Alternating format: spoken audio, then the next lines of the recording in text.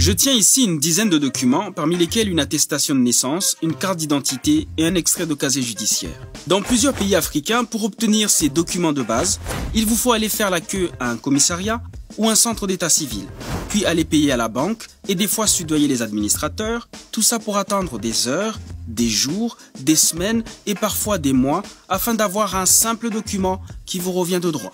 Alors qu'au Rwanda, avec seulement ça, un smartphone, vous demandez, vous payez et vous obtenez les mêmes services et pour certains, en moins d'une demi-heure. Ma question est simple. Pourquoi se compliquer la vie avec ça quand on peut faire simple avec ça?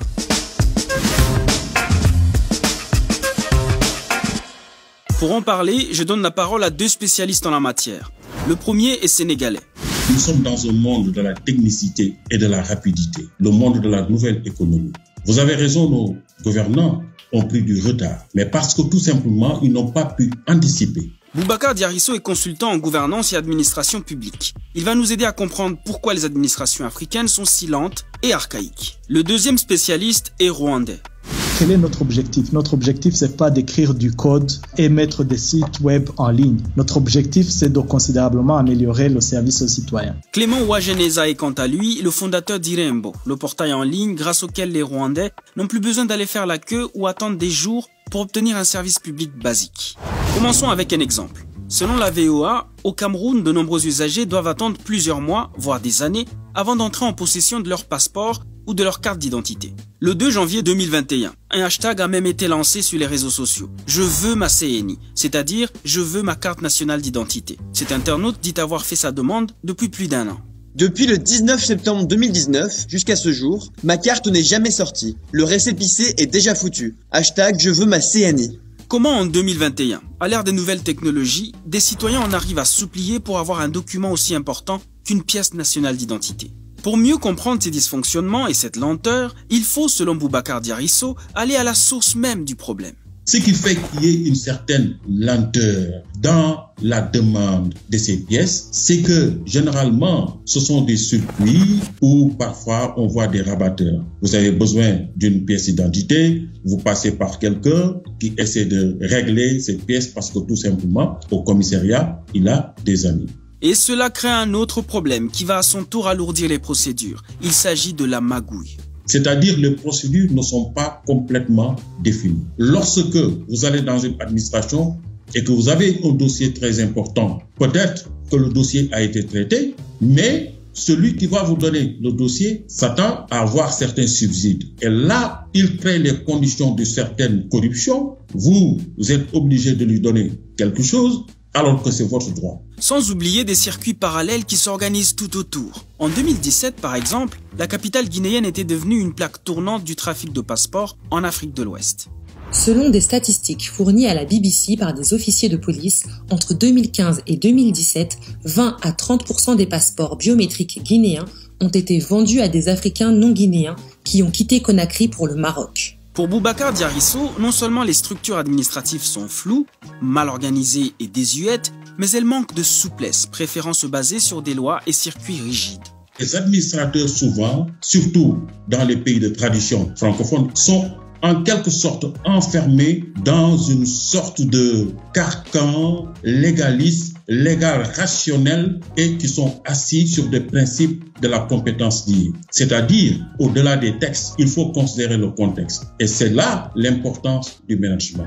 Manque d'anticipation et d'innovation, défaut de coordination, centralisation du pouvoir décisionnaire, Boubacar Diarisso attire l'attention sur des architectures administratives sans repère. Lorsque Axel Kabou a écrit son livre « Et si l'Afrique refusait le développement », il y a certains qui ont lancé des diatribes, certains l'ont critiqué sévèrement. Mais parfois aussi, avec un peu de recul, on peut se poser la question, est-ce que nos dirigeants dirigent par objectif? Parce que lorsqu'on dirige, on doit pouvoir dire « Je veux un tel type d'Africain dans 10 ans.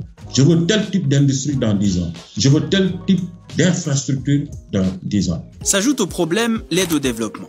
Car la plupart des pays africains, même pour moderniser leur administration, ont recours au financement extérieur. Le souci, c'est que l'aide vient souvent avec ses conditions.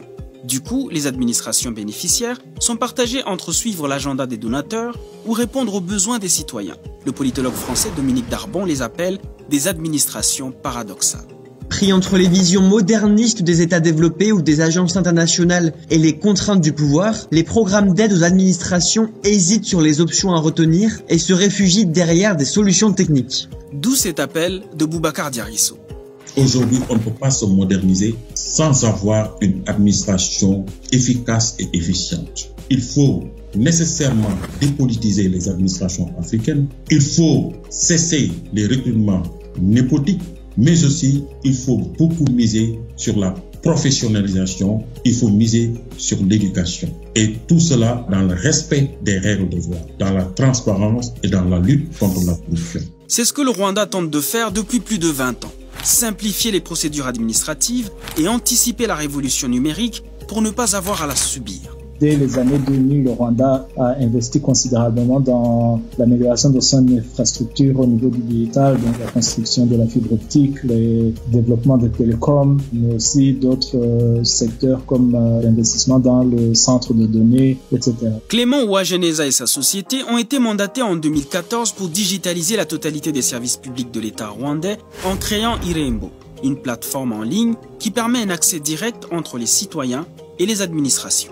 Grâce à Irembo, les Rwandais peuvent par exemple renouveler en ligne leur passeport en 4 jours, obtenir une attestation de nationalité en 1 jour ou un transfert de titre de propriété en 7 jours avec possibilité de paiement par mobile money.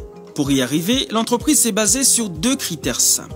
Un, c'est le nombre de voyages qu'un citoyen avait à faire pour avoir un certain document administratif. Et deuxième critère, c'était le nombre de papiers qu'il était nécessaire de produire pour avoir un service administratif. Parce que des fois, pour par exemple demander un passeport, il te faut produire un certificat de naissance, il faut produire un justificatif d'adresse, etc. Comment on peut diminuer le nombre de papiers? Des fois en digitalisant ces papiers-là. Mais cela n'était que la dernière des 3 phases stratégiques de 5 ans chacune. Le Nikiplan 1, le Nikiplan 2 et le Nikiplan 3.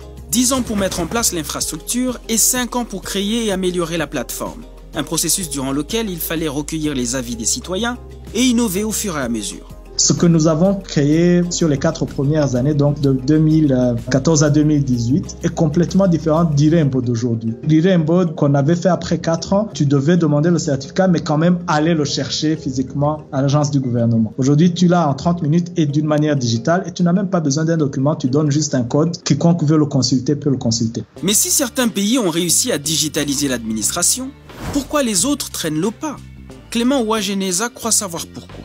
C'est que les discussions se font trop souvent autour des technologies à produire plutôt que de l'objectif que nous voulons atteindre. La plupart des pays exprimaient leur besoin de transformation digitale comme le besoin de mettre en place un portail unique d'accès aux services publics. Quand on dit ça, oui, on peut sous-traiter un projet de portail unique d'accès aux services publics, mais tu auras un website avec peut-être des formulaires à remplir, mais cela n'aura pas livré la transformation digitale. Pour Clément, la transformation digitale se planifie sur la durée.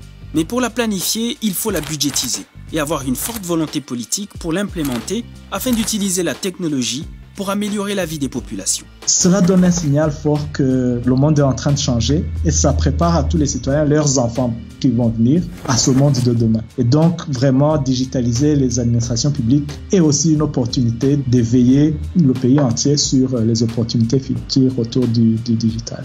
Et donc, je repose ma question. Pourquoi continuer à compliquer la vie des citoyens avec ça, quand on peut leur permettre d'avoir accès aux services administratifs avec ça?